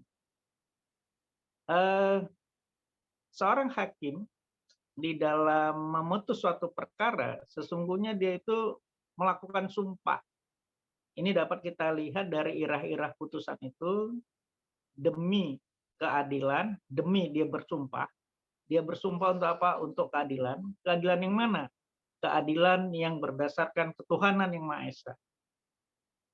Sekarang kalau keputusan yang dia buat dengan sumpah itu untuk keadilan yang berdasarkan ketuhanan Maha Esa yang itu tidak dilakukan, berarti keputusan itu jelas keputusan yang tidak berkeadilan, yang tidak berdasarkan keadilan ketuhanan yang Maha Esa. Jadi inilah yang kita harapkan. Perilaku hakim, apalagi pada tingkat Mahkamah Agung, harusnya sudah menjadi perilaku yang berdasarkan nilai-nilai dari Pancasila itu sendiri. Jadi dirinya itu menderivasikan nilai-nilai Pancasila di dalam berperilakunya. Itu sama yang seperti yang dikemukakan Pak Dr. Rocky tadi, bahwa inilah yang menarik, menjumbuhkan, menyamakan perilaku sama dengan hukum. Kemudian hukum adalah gejala sosial. Tapi kalau saya memandang, tadi waktu pertanyaan pertama, kenapa harus baca buku Peter Mahmud? Saya menyatakan gini, hukum tetap bersifat sui generis, tapi bukan berarti hukum itu melepaskan diri dari ilmu-ilmu lain sebagai ilmu bantu dalam rangka menghasilkan sumber bahan hukum yang akan menghasilkan sumber hukum untuk inilah hukumnya atas peristiwa konkret. Nah, ini yang perlu diperhatikan, Pak. Ini yang bisa saya sampaikan. Terima kasih. Baik, terima kasih banyak Prof. Alfi atas tanggapannya. Mohon maaf kepada peserta yang masih ingin bertanya karena waktu kita sudah hampir habis ya.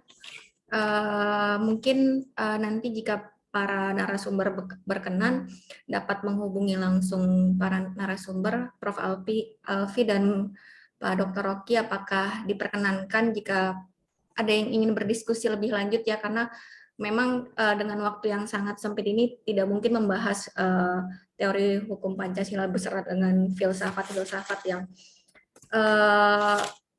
agak berat materinya ya. Kayaknya waktunya terlalu sempit gitu. Apakah diperkenankan untuk bertanya secara langsung, menghubungi secara langsung kepada narasumber? Boleh? Ya, silakan. Ya, Ya, nanti kita share. kebetulan nanti malam ada diskusi, cuman terbatas tinggal 3 orang lagi. Oke, nanti diinformasikan mulai ya Prof untuk diskusinya atau link untuk bergabungnya. Nah, baik, terima kasih atas antusias para peserta yang bertanya lebih lanjut mengenai teori hukum Pancasila. Jadi, kalau bisa saya simpulkan dari apa yang dipaparkan oleh Prof. Alfi dan Pak Dr. Rocky Marbun, apakah Pancasila ini utopia atau distopia?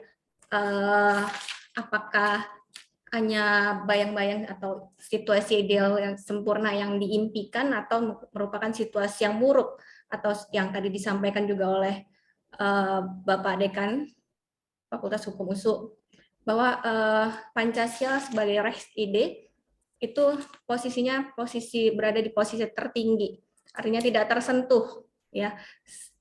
Padahal Pancasila itu dibentuk oleh salah satunya oleh the founding father Soekarno beserta para filsuf dalam rapat PPKI ya.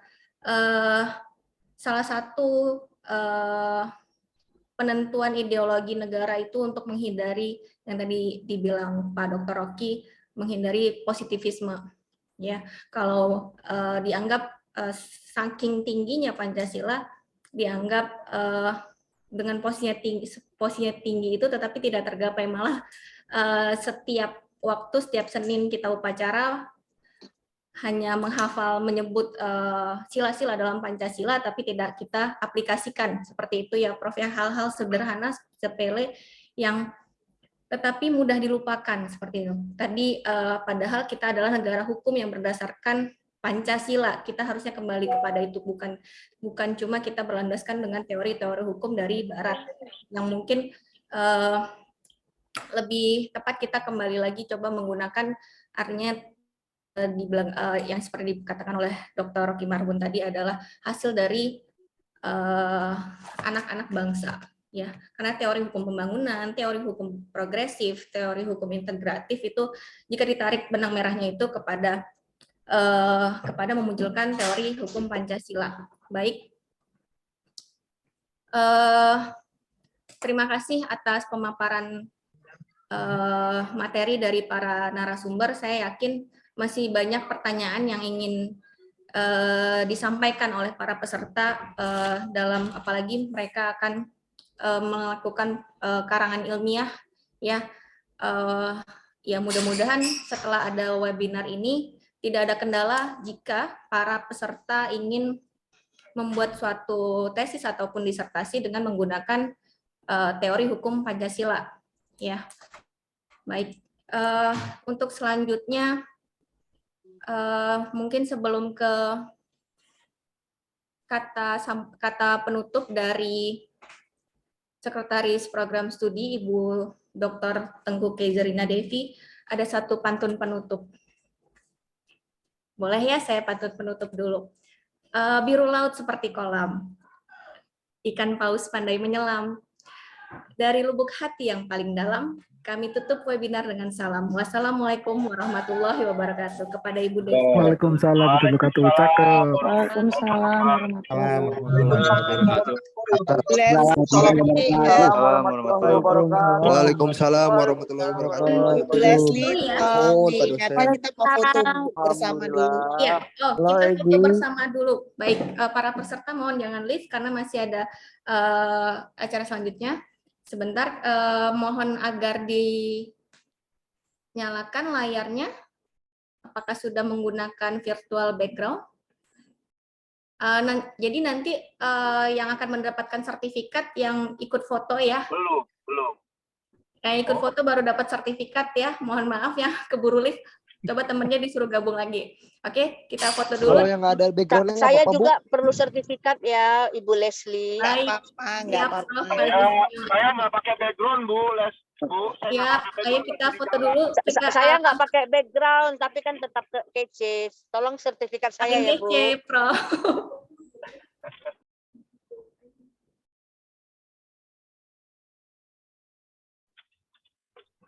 Baik, jangan di-lift dulu, kita dengar dulu kata penutup dari Ibu Setprodi, Program Doktor Ilmu Hukum USU, Bu Tengku Kezerina Devi. Saya persilakan Ibu. Baik, terima kasih Bu Leslie Safira. Terima kasih kami ucapkan kepada Profesor Dr. Alfi Syahrin SHM HUM dan Dr. Rocky Marbun SHM HUM. Saya di sini ada Dr. Mahmud, Pak. Katanya menyampaikan salam untuk Pak Rocky, temannya. Ada apa, Bang? Jadi terima kasih Bapak dan Ibu sekalian atas kehadirannya pada sore hari ini. Sudah mensukseskan webinar kami. Tentunya hari ini tidak selesai ya sampai di sini karena masih panjang lagi rencananya webinar ini mungkin akan kami lanjutkan pada masa yang akan datang. Terima kasih saya ucapkan kepada Dr. Aziz Alsa SHMH sebagai Ketua Panitia, Dr. Yati Syarafina, Putri Rumonda, Hilbert, dan tentu saja Leslie. Terima kasih atas kehadirannya. Wassalamualaikum warahmatullahi wabarakatuh. Dan webinar ini Terima kasih Pak Rocky. Terima kasih semua. Terima kasih Prof. Alfi. Terima kasih semuanya. Assalamualaikum. Terima kasih Deki Rani. Waalaikumsalam. Terima kasih. Pak Mahmud bawa aja yang cantik ya. Boleh kita foto bersama dulu ya Bapak Ibu. Ini untuk bukti kehadiran dan untuk pendataan sertifikat. Ya ada 6. Ya Prof, mendampingi si Joy Prof.